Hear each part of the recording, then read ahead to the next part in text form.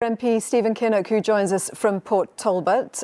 Stephen Kinnock, welcome. It looks like these talks are over. No deal. It's been anticipated. Is it a failure of leadership on both sides? Well, what I hope is that the reason they have collapsed isn't that our side has tried to insist on putting a second referendum into the talks, because I've always said that that would be too much for the Conservatives to bear, and the talks would not go forward on that basis. So I hope the second referendum hasn't torpedoed the talks. I also think now we're heading almost inevitably to crashing out of the European Union with no deal at all on the 31st of October, because on Thursday, Nigel Farage's party is clearly going to do very well. The Conservatives will go into meltdown. They will become a no-deal party. They will elect either Dominic Raab or Boris Johnson or Michael Gove as their leader, and they will push the country into no deal on the 31st of October, which I think is potentially catastrophic for the British economy.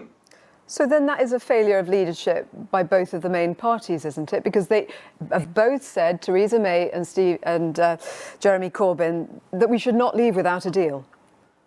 Yeah, I mean, if we're going into negotiations, you can't keep imposing red lines. The Conservatives, I think, could have been more flexible on agreeing to a form of customs union or customs arrangement.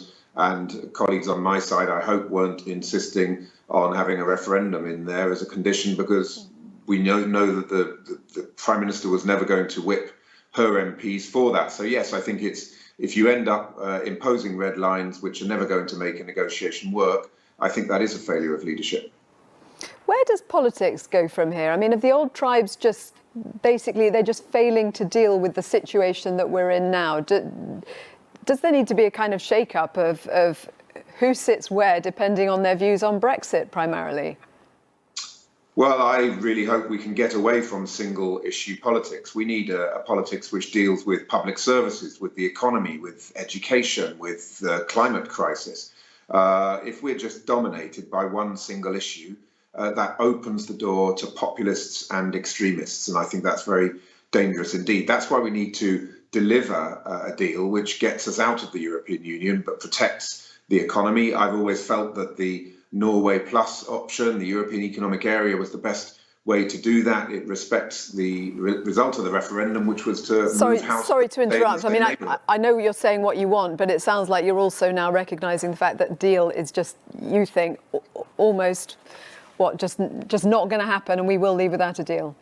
Yeah, I think we're now heading inevitably to a no-deal outcome, because purists and dogmatists on each side have ended up beating the compromisers. And, you know, a democracy needs compromise in order to survive. Stephen Kinnock, thank you very much.